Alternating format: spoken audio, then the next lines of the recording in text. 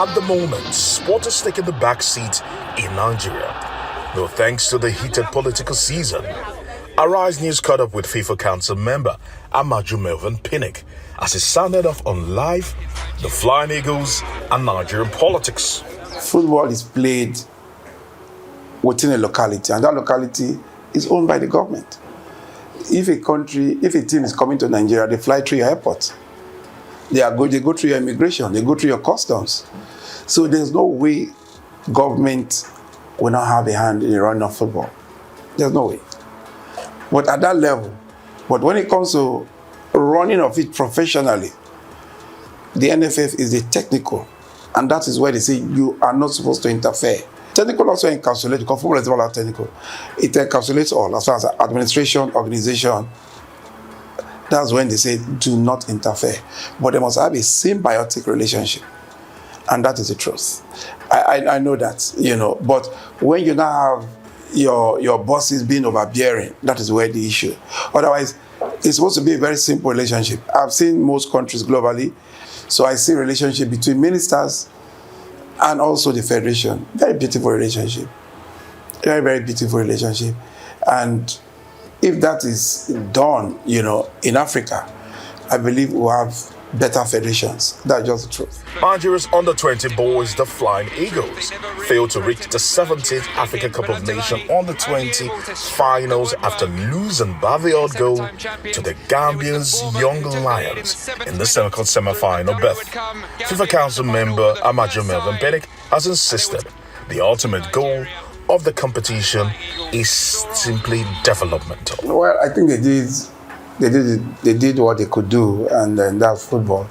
Like I keep saying, football is not just, especially at that level, it's more of developmental rather than even looking for the trophy. The trophy is always a bonus. It's very good to win trophies, but you also look at it from the developmental perspective. Which new player has been discovered? What is their tomorrow like? What is their future like? So to me, I give them kudos, the federation. I think they did very well. The most important thing is qualifying for the World Cup. Again, let's not expect that we are going to win the World Cup. If we win, it's a major bonus. But let us also look at players. Another Osimhen, another Ndidi. And let's also look at other players that can fill in the gap in the Super Eagles, in the national team. So they will do their best when they get to Indonesia. But I believe it is not all about that. I also want to congratulate the Nigerian Ball Federation. I think they have done very well, even though they did not. I know some of the challenges that they have.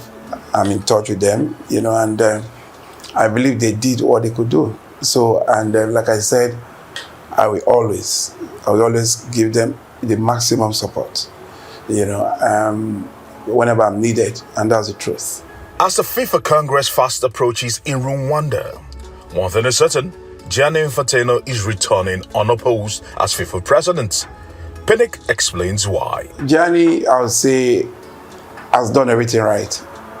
Trust me. Very few leaders have that attribute. Everything he has done right.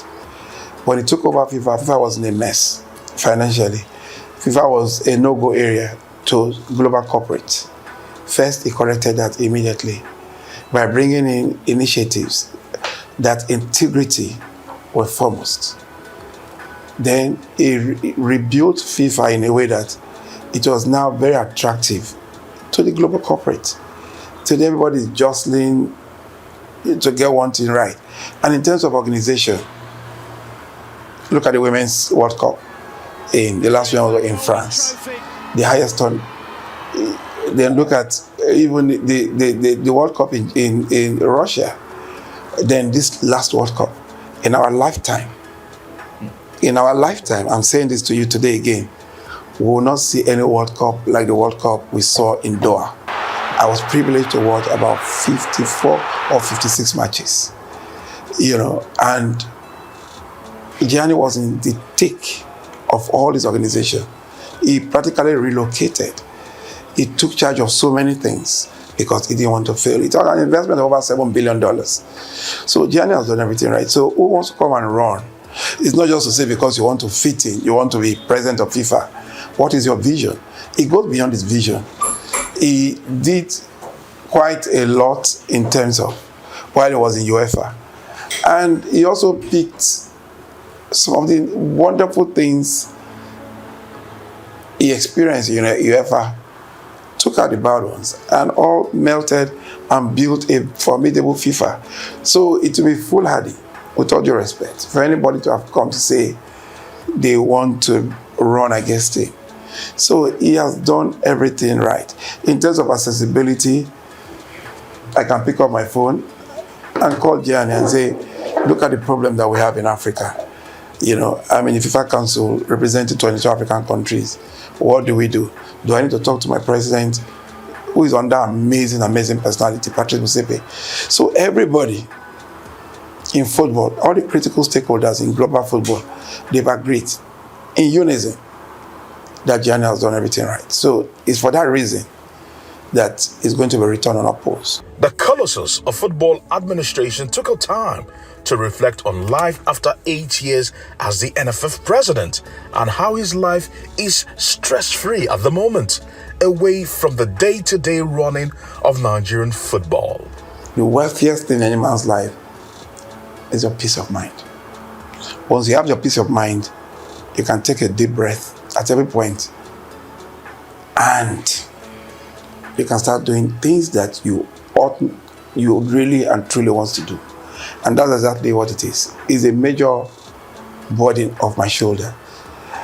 I'm still, like when Nigeria is playing, you still see me jumping, but not as before, because after every game that Nigeria, for example, we don't win, messages of insults, messages, you get all those things I don't get anymore, but the truth is, my peace of mind has really rekindled a lot of things, not just about me, about my family, about my businesses, and we're doing quite a lot right now, and I'm really and truly excited about it.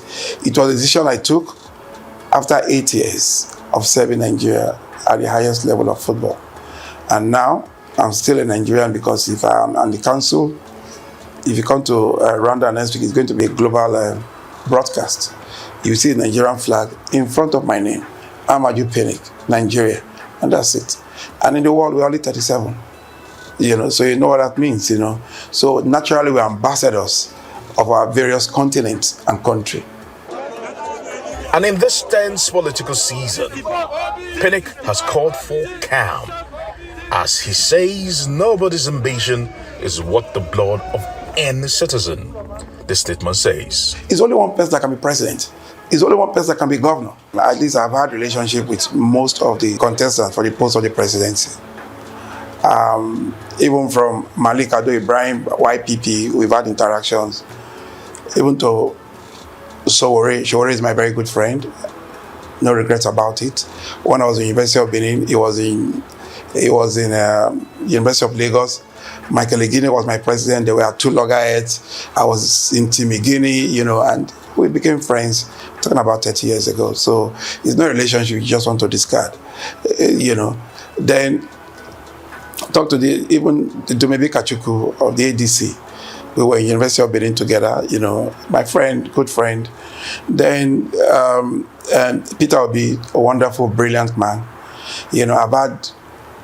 I've seen him, I've spoken to him severally, an excellent human being. I've also met Alhaji Atiku Abubakar, And of course, Dr. Efa Yokowa, the governor of Delta State, was the chairman of my wedding. It was a big wedding about 70, 80 years ago. So we have that bond. Then, of course, Asiwaju Bola Tinubu, I've had a relationship with him.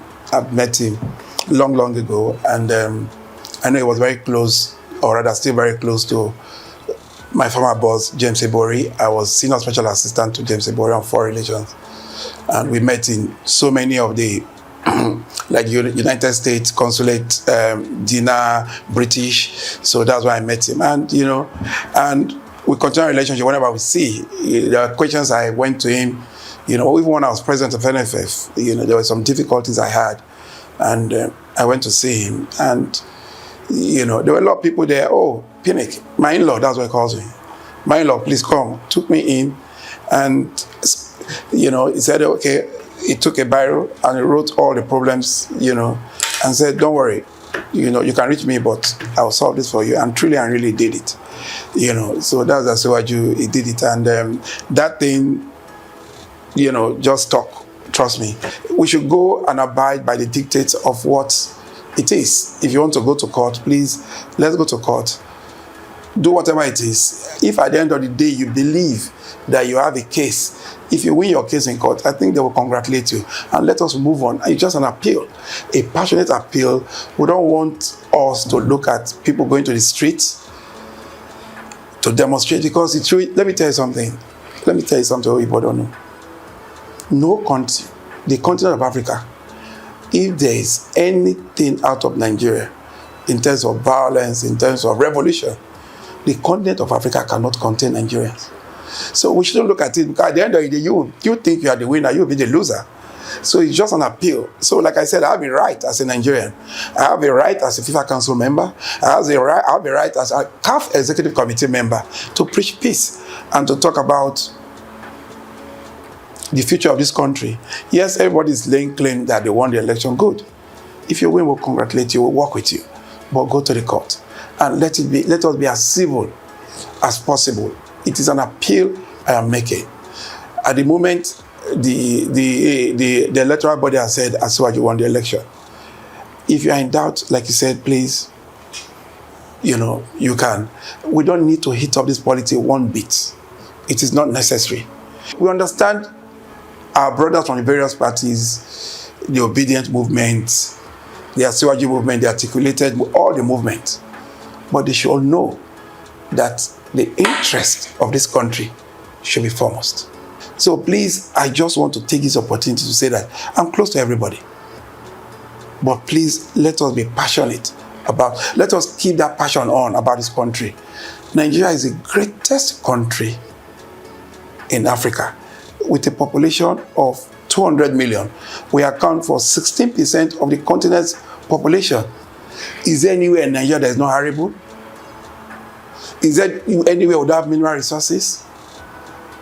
Is there anywhere without agricultural potentials? We have everything. So please, a time will come where Nigeria will glow and your world will say, yes, truly, this is beyond the giant of Africa.